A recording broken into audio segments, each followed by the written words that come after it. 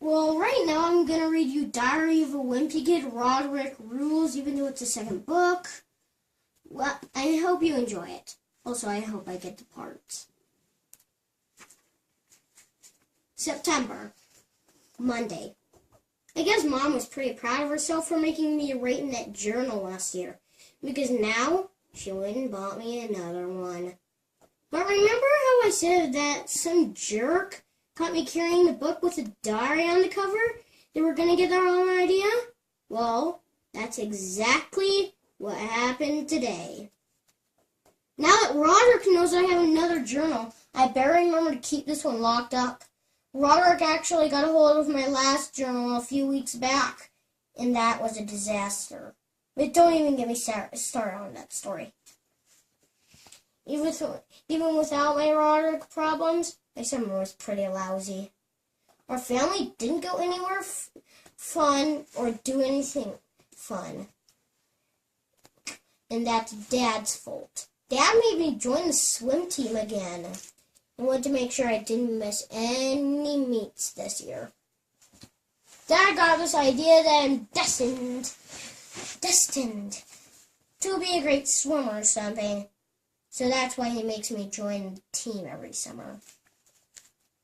At my first swim meet a couple of years ago, Dad told me that when the umpire shot off the starter pistol, I was supposed to dive in and start swimming.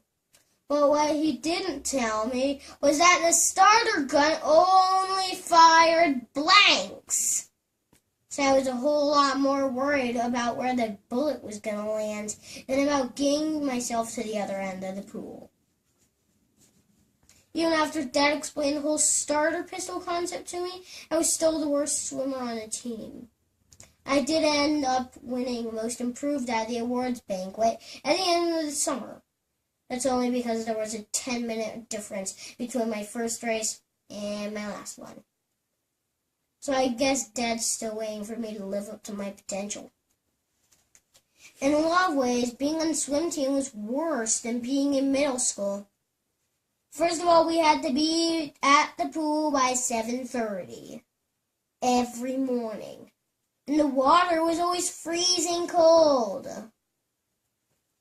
And second of all, we were all crammed into 2 lanes. So I always had somebody on my tail trying to get around me. The reason we had to use 2 lanes was because the swim practice was at the same time as water jazz class. The reason I actually tried to convince Dad to let me do water jazz instead of the swim team, but he wouldn't go for it.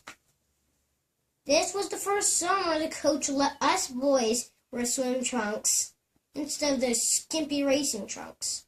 But Mom said Roderick's hand-me-down bathing suit was perfectly fine. After swim practice, Roderick would pick me up in his band's van. Mom had this crazy idea of... my name is Lazo McHarrell. Okay, if you want to know my name, here's how you spell it. If you don't want to get my first name wrong, it's Lazo, short for Lewis. Also, my last name is spelled Mccarroll.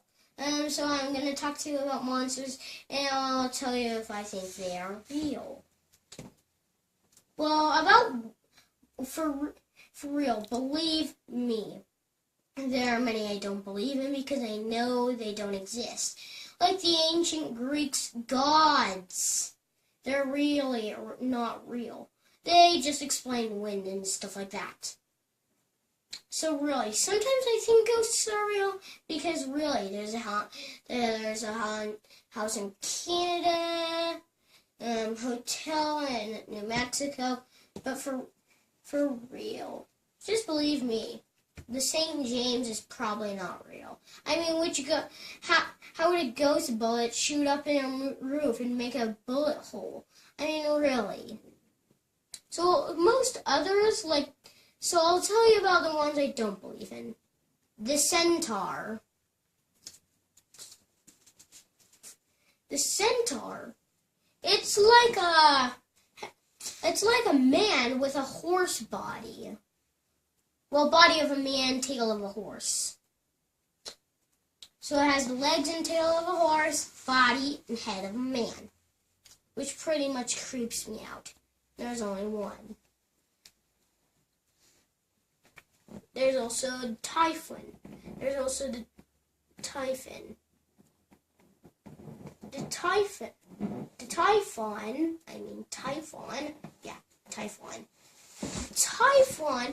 is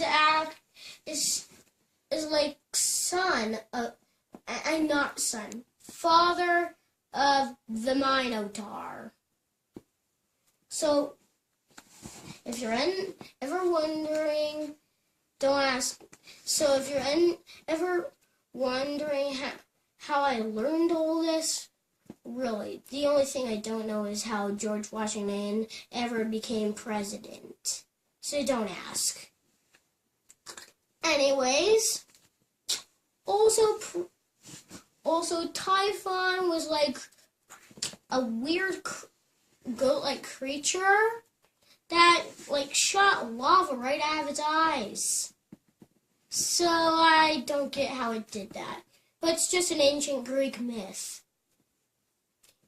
Speaking of Typhon, that is also father of the Minotaur, the legendary creature in Greece that is said to roam the halls of the underground labyrinth. Pretty much. They said it was just a guy who was walking around and wanted to fight the Minotaur, but it was hard because the Minotaur only roamed the halls of the labyrinth. So he went over to Athena,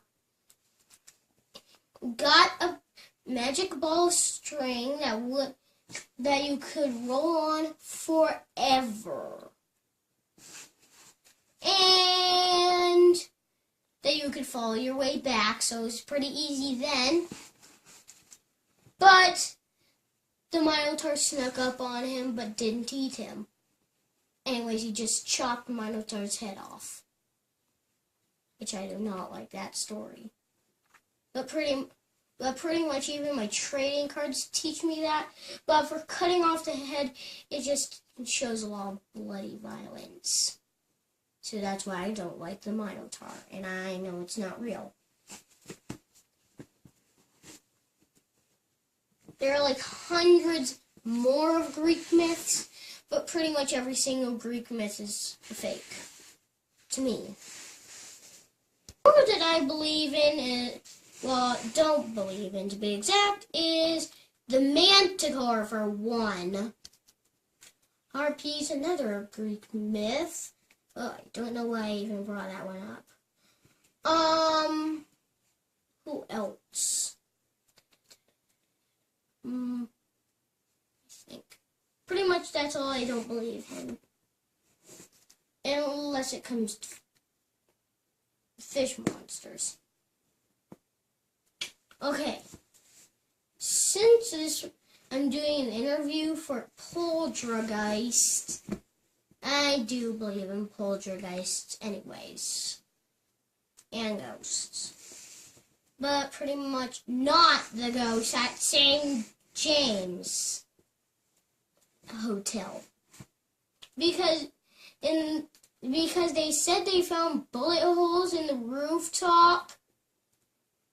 But some cowboy guy that owned the hotel there died after winning a poker game. After the poker game, he won the hotel. So then after he won the hotel, for some reason, I don't know who did it, but he was shot right after the poker game when nobody saw him. He was shot after the poker game, and he dragged himself right over to his room and bled to death. And I don't want to say that part. So his ghost was, they say, is wandering St. James, but for real. I don't know why they found bullet holes. I mean, he only stays in the room that he died in, but for real. I mean, why? How could a ghost shoot ghosts like invisible, like air bullets right through the ceiling? I mean, really. Hi, my name is Lazo McCarroll, L-A-Z-O. I know you know it already, but now I'm going to tell you about some characters of my favorite show and the aliens of my favorite show, Ben 10. So, you probably don't know who Ben 10 is. He's a kid who started off 10 years old during the first season. Well, over his summer vacation, he and his grandpa Max and Gwen Tennyson, his cousin, were in the forest. Well, Gwen already had powers, able to shoot pink energy or something like that. Yeah, pink energy. To create force fields. Well, if the force is too strong for her force fields, well, they shatter like glass. But like pink glass. So anyways, they were camping in the woods, and weird alien technology crashed that had all kinds of aliens. Well, what Ben and Gwen didn't know that was their grandpa Max was a part of the secret agency called the Plumbers. During the seasons Alien Force, Ultimate Alien, and Omniverse, they already knew he was a plumber and visited the plumber's base all the time. For most of the time, soon they found out about that during the season. But while they were camping, that's where they found out about Grandpa Max being a plumber. So, what? It's my eye for some reason.